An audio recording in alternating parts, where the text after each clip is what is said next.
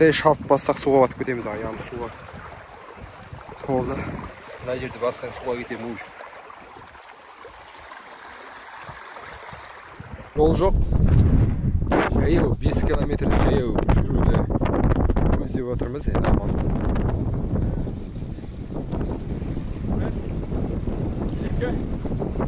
13-14 ғасырда салынған қорымға бара жатырмыз. Осындай керемет екен. Ескі заманғы сәулет өнері. Енді бұл реставрация болған.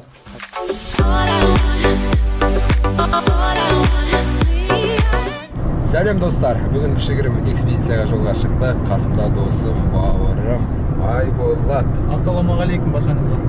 Иә, бүгін күн ауа райы керемет. Қараңыздар қандай болып тұр күн.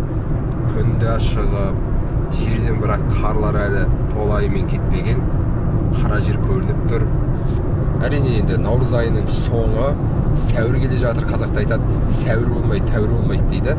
Енді алда уақытта күн жылынып, жер аяғы кеңейіп, әрмен қарай осында керемет саяхаттарымызды жалғастырамыз деген ойдамыз.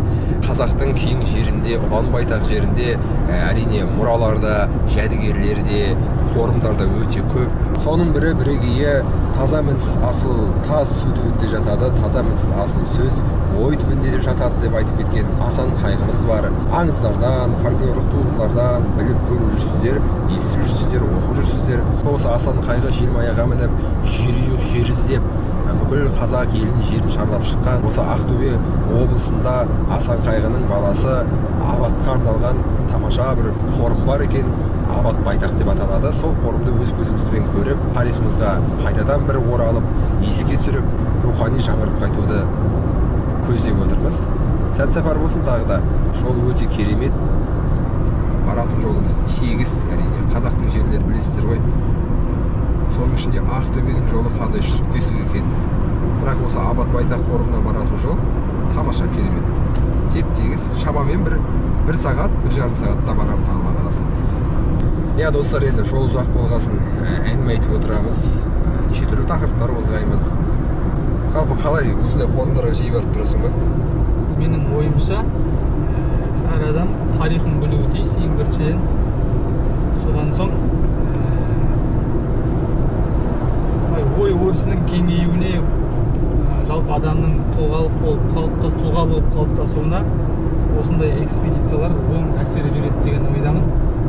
Мен қазір өзім ерекше бір сезімде отырып, ойлап қараш, 13-14 ғасырда салынған қорымға бара жатырмыз. Қазір 21 ғасырдан тура бір 14 ғасырға өткізетін порталдан өтетіндей ерекше сезім билеп тұр бойымда. Мен аңсаймын, туған өлке, туған жұрт сен аңсаймын. Нег аңсаймын, білмеймін нег аңсаймын. Ол демейлің, адасқан құл демейлің. Сен аңсаймын, туған ел, он аңсайын. Жаңа ғана айттық қой, Ақтөбе қаласы, Ақтөбе облысы батырларға да, әншілерге де, жыршыларға да бай. Соның дәлелі алдымызда бірден батыр қызымыз. Елімізді қасық қаны қалғанша қорғаған Әлия апамызға арналған ауыл бар екен бұл жерде, керемет мүсін. Жолдың бойында көріп қалдық, арнайы тоқтап жатырмыз. Әлия ауылы.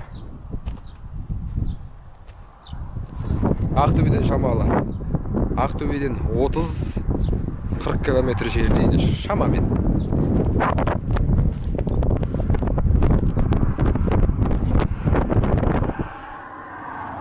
Жол қалай? Шашатқан жоқ па? Жол күшті, теп-тегіс. Шашатқан жоқ. Иә, бісміллә. Жолымыз болсын. Әрмен қарай сапарымызды жалғастырамыз.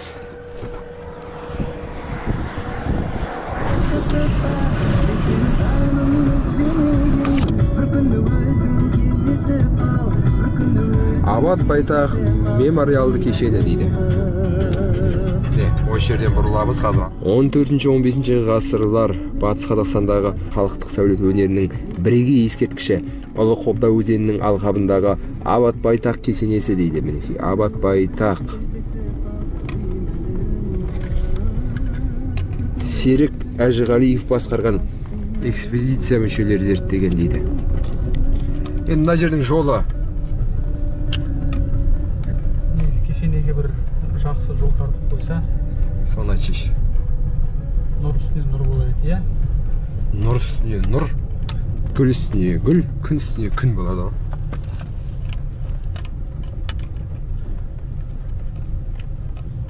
Осындай тамаша бізде теңіздер бар енді. Тынық мұхиты болмаса да, Үнді мұхиты болмаса да, солтүстік мұзды мұхитпен пара-пар. Иә, осындай шалшық суларымыз бар. Абат Байтақ кесенесі. Оң жаққа жүреміз деп белгі қойып қойыпты. Оған да шүкір дейміз. Жол жоқ болса да әйтеуір табличкалар іліп қойған екен. Асан Қайғының баласы Абат Байтақ кесенесіне ұлан байтақ жерімізбен келе жатырмыз. Не деген керемет, иә? Ұшы қиыры жоқ. Кезінде Асан Қайғы жер ұйықты. Желмая мініп іздеген жерлер осы жерлер шығар, мүмкін. Кім білді? Асан Қайғыда кезінде поло болмаған ғой. Оны әзіл деп түсінеміз. Сосын желмая мінген де. Иә.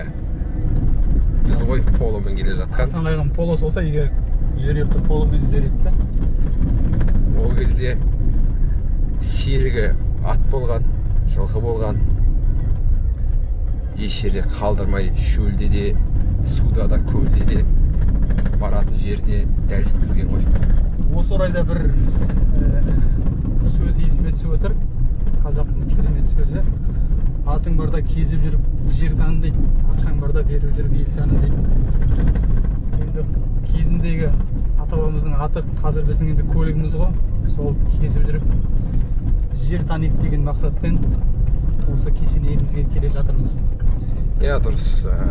Мүмкіндік болса, уақытымыз бос болса, астымызда машина болса, қалтамызда ақша болса, ел көріп, жер көріп, мейлінше мәдениетті біліп, танысып көрген дұрыс деп ойлаймын.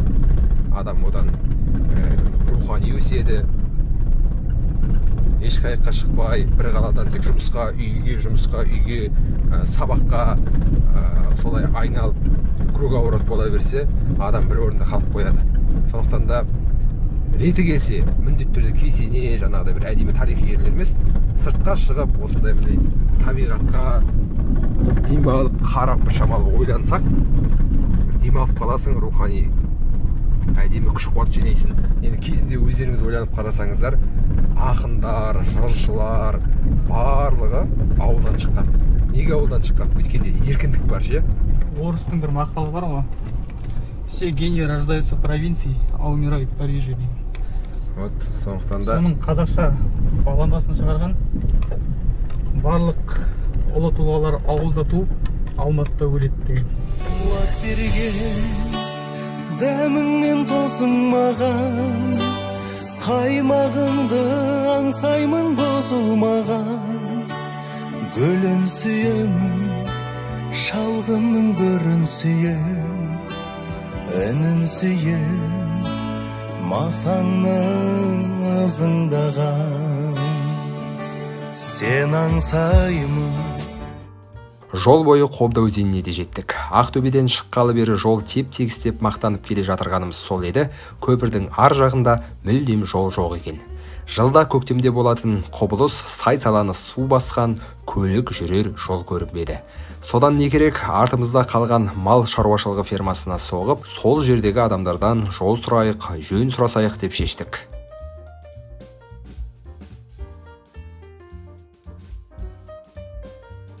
Мынандай фирмаға келдік. Күн сәулесінен қуат алатын батареялар. Ешкімге үкіметке ақша төлемейді, өздерімен өздері. НТВ плюс қосып алған. Қазір бұл сонда қырман болып тұр ғой, қырмызы ма? Мына кісіден сұрайық, келе жатыр, ұшып келе жатыр. Достар, жол жоқ. Жаяу 5 километрді жаяу жүруді көздеп отырмыз, енді амал жоқ. Келгесін шешінген су батаймыз дейді. Судан жайлап өтуге тырысамыз. Әрмен қарай жаяу кеседеге барамыз. Затқанымызды алып алдық. О, тақия алып беріштен бе. Жол сұрасқан ағамыз қазір жол мүлде жоқ. Сай-сала суға толған. Бірінен өтсеңдер, алдарыңнан екінші шығады. Қалаға қайтыңдар деп шығарып салды. Дегенмен шамамызды байқап көрейік деген оймен суы тартылып, батпақ болып қалған жерлерден өтіп, көздеген жерімізге жетеміз деген сенімділік келді. Суы терең сайлардың бойын кезіп, тай жерлерді іздеп бірнеше километр артқа қалдырдық. Достар, осында жер таптық. Мына жерден өтейін деп тұр, енді амалдың жоғы. Жол жоқ, қаншама жер айналып кеттік, былай да былай. Bismillah деп өшіріп өтейін. Алла қаласа. Bismillah.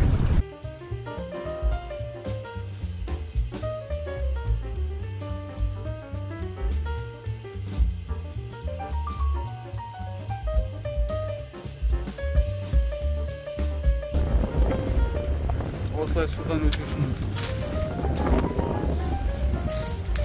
бір амалын жасап жол жасап жатырмыз.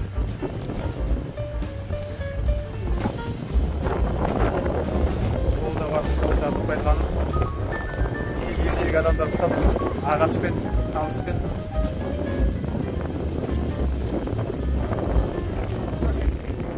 Кіттай шалт бассақ суға батып кетеміз, аяғымыз суға толды. Мына жерді бассаң суға кетемін уж. Нормально ма, болды ма?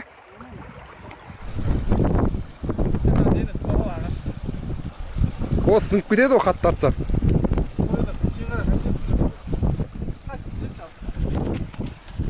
Давай, бас, аяма, қорқпа, бас. Сынбайды ол.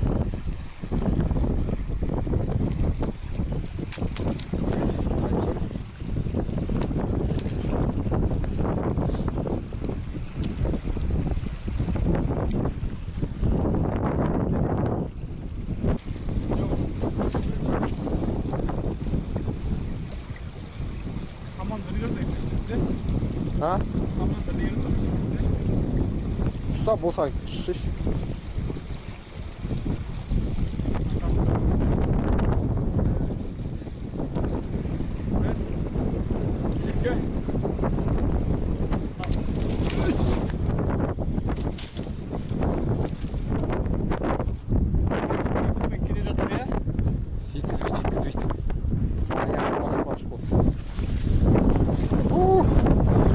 Өттік, барлық бөгеттерден өттік, аман есен.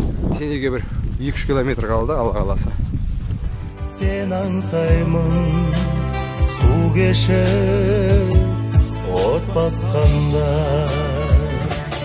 қуат берген дәміңмен тосың маған, қаймағыңды аңсаймын бұзылмаған, гүлін сүйем, шалғынның көрін сүйем, үнін сүйем, Өйтіп жеттік.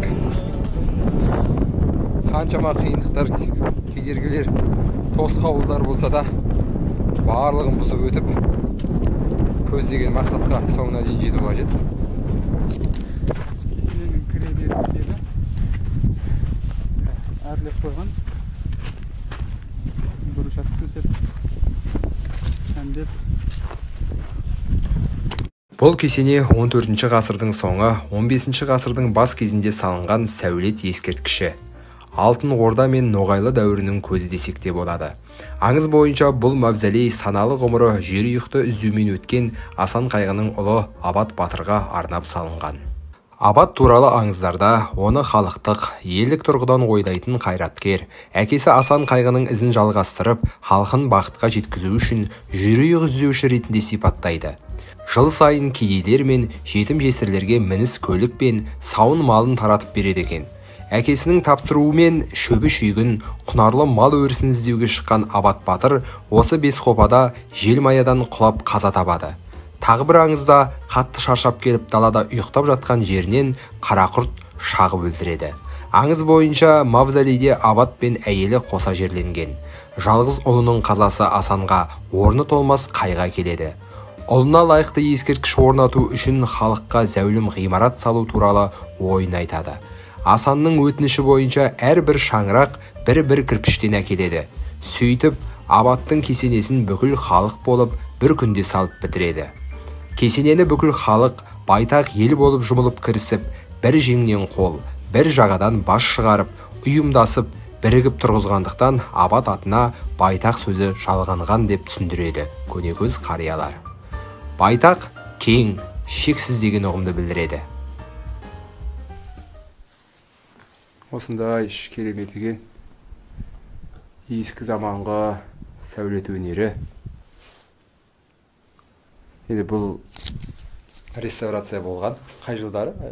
2005-те басталып, 2007-те аяқталған. 2005-2007 жылдар аралығында шамалы жөнделген реставрация болған.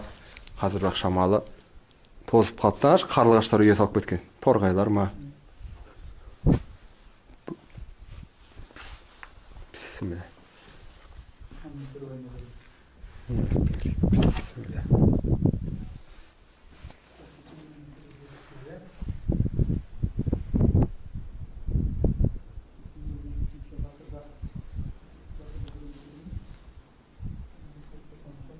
Жерлерде тағы да бірнеше адамдар жерленген екен.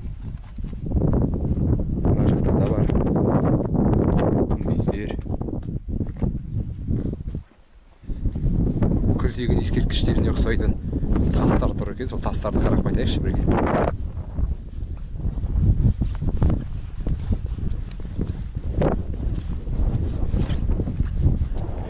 Жолдың барлығын жасап қойған керемет. Келген адамның аяғы лас болмайды.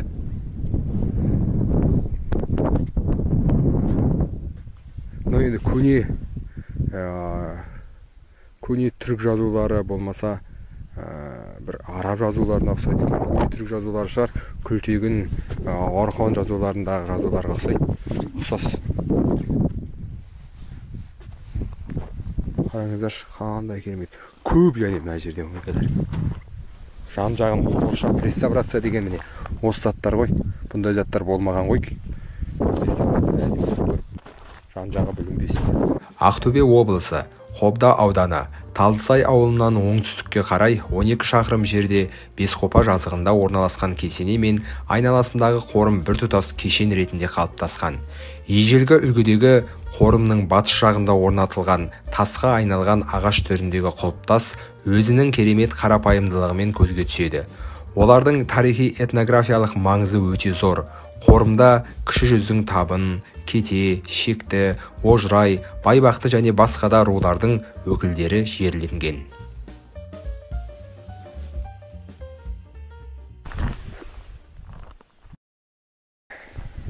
Бүлдеп жатыр өш. Қандай керемет.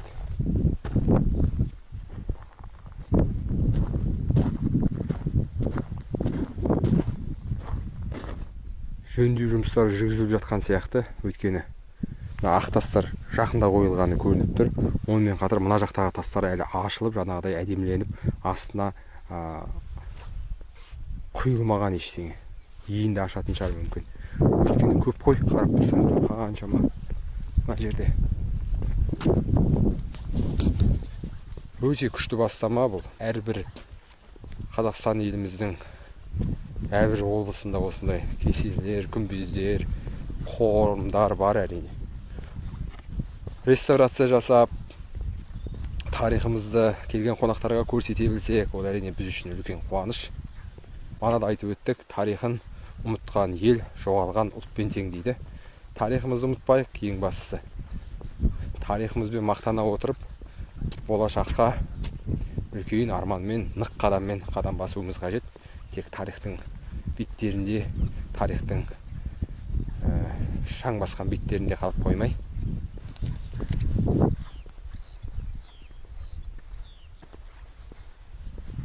Айтпақшы, бұл жерде Қыз Әулие деген бар екен.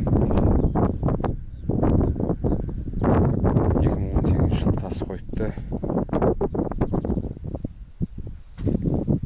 Енді бұл кесенеге қарап, біз кесененің үлкен болғандығын көре аламыз. Мінекей, мына жерге дейін болған ғой. Жылдар өте келе жаңбыр жауады, қар жауады, тастар еріп, тас қанша дегенмен уатылып түсіп, осындай азап қалған. Қазақ елі. Енді мен көптеген жерлерге бардым қазақ еліндегі. Баянауыл өлкесі, Қарағанды, Жасыбай деген сияқты. Сол жақта Әулие-ата осындай қорымына барғанмын. Әулие-ата кесенесі қорымы андай таудың ең биік шыңында тұр екен. Таудың ішін, үңгірдің ішін қазып қойған ғой кәдімгідей. Таудың ішін ойып жасаған сондай керемет үңгір. Біздің мына Бекет атаның басы сияқты. Бекет атаның басына барып кесенесіне барған адамдар біледі. Сондай үңгір мына Семей жақта, Баянауыл, Жидебай жақта бар. Қоңырәулие деген тамаша атамыздың кесенесі бар сондай. Оған да барған кезде бір ұзақ жол жүріп, қиын жолмен жеткенбіз. Жол жоқ ол жаққа байша. Ондай шөптердің арасымен жүріп.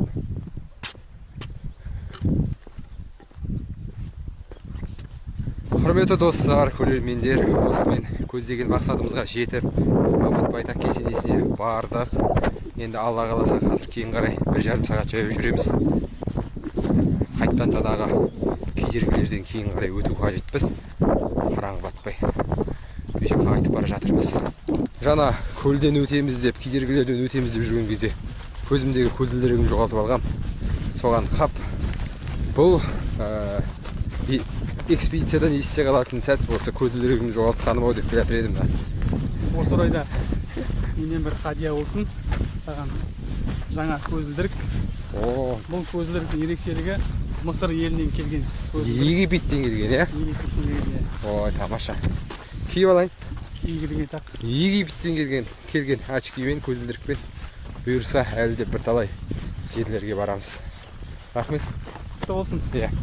Ең бірінші қадамымыз болсын осы экспедиция. Алла қаласа, бұдан да көп жерлерге барайық. Жолымыз әрдайым ашық болсын. Халыққа ұсынатын, беретін контенттеріміз көп болсын, иә? Жолымыз болсын. Бізбен бірге болыңыздар. Иә, арнадан алыстамаңыздар. Алла қаласа. Видеолар шығып тұрады, арнаға тіркеліп кетіңіздер. Басыңыздар, пікір қалдырыңыздар. Тағы да қандай жерлерге баруға болады. Ақтөбе облысы бойынша жақсы жерлер болса жазып кетіңіздер. Самал желі бұл әуенге